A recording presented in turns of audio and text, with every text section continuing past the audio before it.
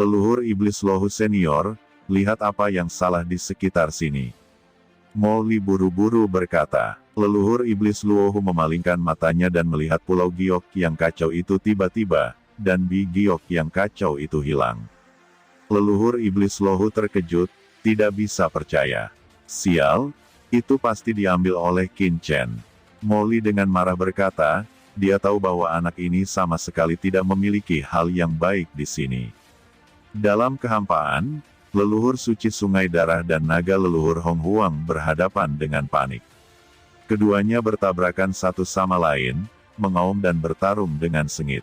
Benar saja, ketika Molly muncul di daerah berkabut hitam ini, leluhur suci Sungai Darah tiba-tiba menunjukkan ekstasi. Sekarang dia hanya memiliki satu jiwa darah yang tersisa, kalau dia tidak bisa merebut Qin Chen. Maka orang di depannya juga lumayan. Nafas berdarah, langsung dibungkus ke arah Molly. Wajah Molly tiba-tiba berubah. Sial, bukankah orang ini bertarung melawan Hong Huang Zulong? Mengapa dia menatap diriku sendiri tiba-tiba? Gumam Molly. Jie, nak, jadilah daging leluhur suci.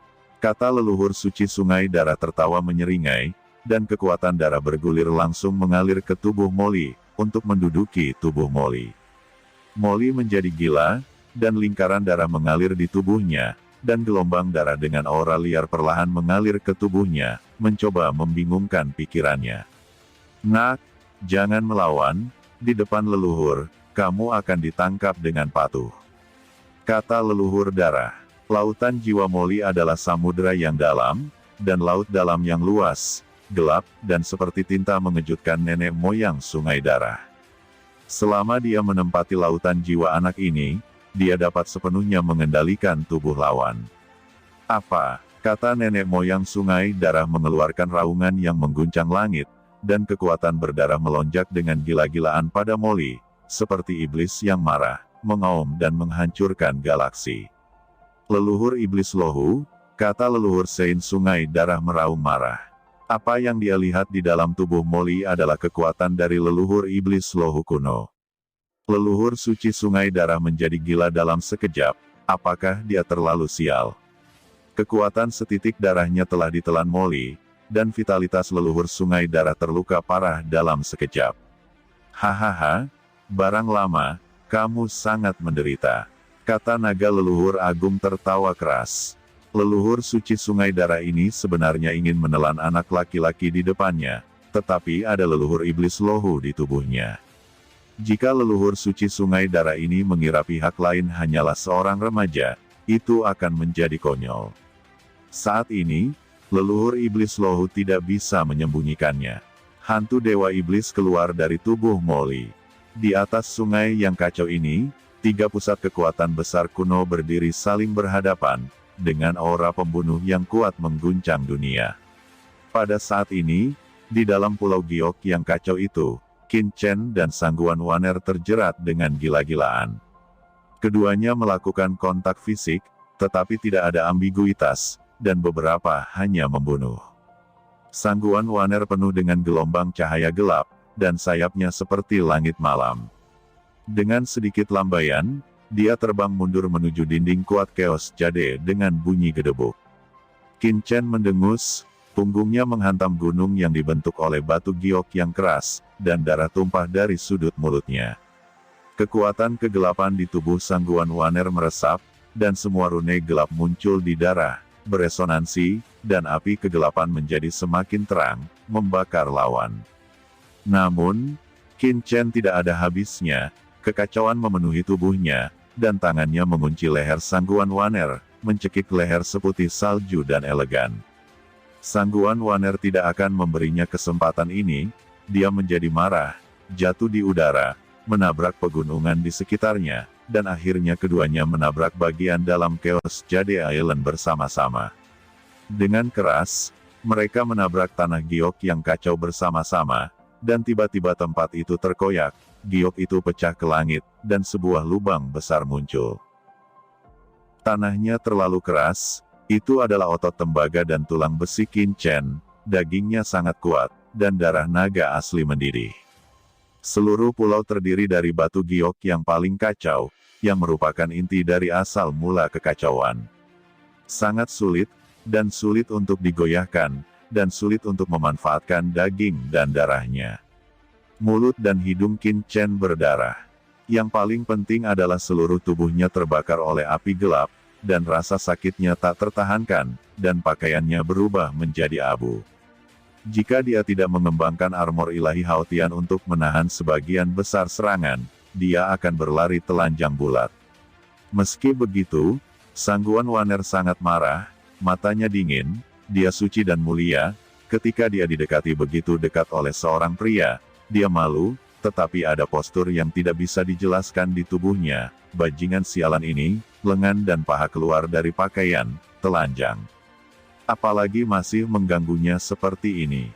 Sangguan Waner melemparkan lebih keras, membenturkan, dan cahaya gelap memenuhi, terus-menerus bergegas ke langit, dan kemudian menabrak dinding batu giok yang kacau dan kekacauan. Qin Chen mendengus satu demi satu, dan keduanya terlibat dalam pertempuran yang menentukan untuk bunuh diri.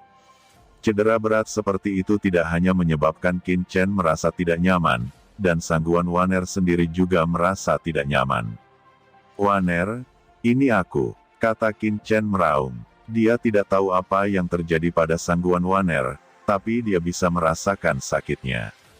Jika dia melepaskannya, Sangguan Waner tidak tahu kemana dia akan pergi, dan mengapa Sangguan Waner menjadi anggota klan gelap. Ada banyak hal yang ingin ia ketahui. Jika Sisi tahu bahwa dia melihat Waner, tetapi membiarkannya pergi, apakah Sisi juga akan merasa tidak nyaman? Qin Chen mengunci leher Sangguan Waner yang putih dan halus, tubuhnya berubah menjadi bentuk manusia, bukan lagi naga sungguhan, tangannya tiba-tiba mengerahkan kekuatan, mencoba menstabilkan kepala Sangguan Waner, dan matanya bertemu dengannya.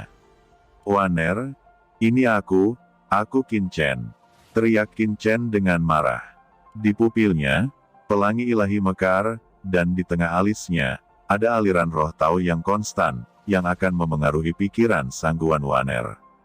Dia tidak percaya, Sangguan Waner akan melupakan dirinya sendiri. Qin Chen, pada saat ini, tubuh Waner terkejut, matanya kabur, dan dia sepertinya memikirkan sesuatu yang samar-samar, sedikit bingung, tapi kemudian, dia meraung kesakitan, kekuatan kegelapan melonjak, dan dia menjadi gila lagi. Dengan keras, sebagian tubuhnya mekar dengan cahaya hitam. Cahaya mulia ini, memiliki temperamen yang unik, tetapi mengandung energi magis yang mengerikan, yang membuat tangan Qin Chen sakit dan darah mengalir keluar dari jari-jarinya. Untuk membebaskan diri dari Qin Chen, itu berhasil, dan Waner benar-benar mengingat dirinya sendiri.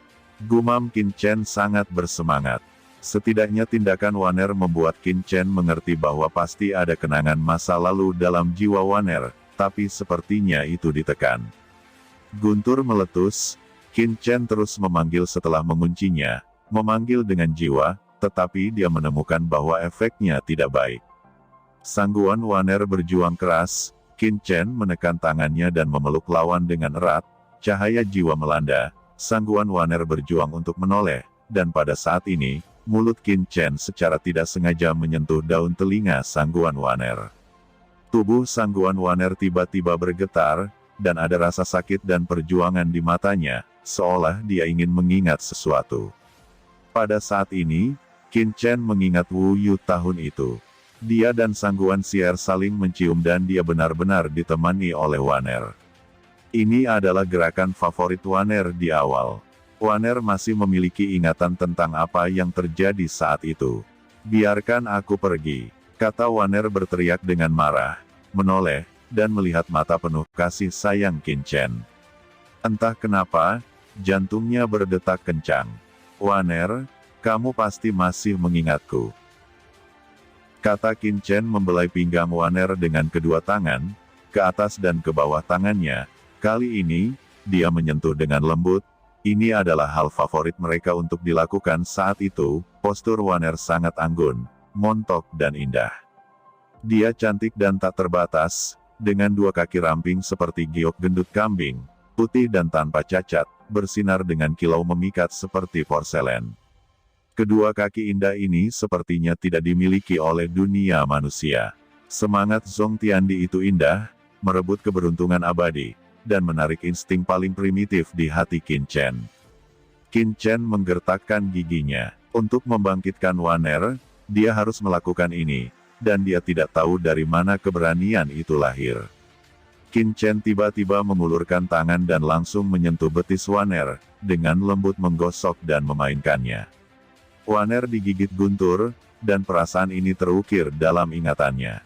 Pikirannya berantakan, dia lengah karena disentuh begitu dekat oleh Qin Chen, wajah bunganya tiba-tiba berubah warna, dan rona merah di pipinya menjadi lebih indah dan mengharukan. Ada erangan ekstasi di tenggorokannya, tubuhnya gemetar seperti burung puyuh di musim dingin. Sangguan Waner tidak tahu apa yang salah dengan dirinya.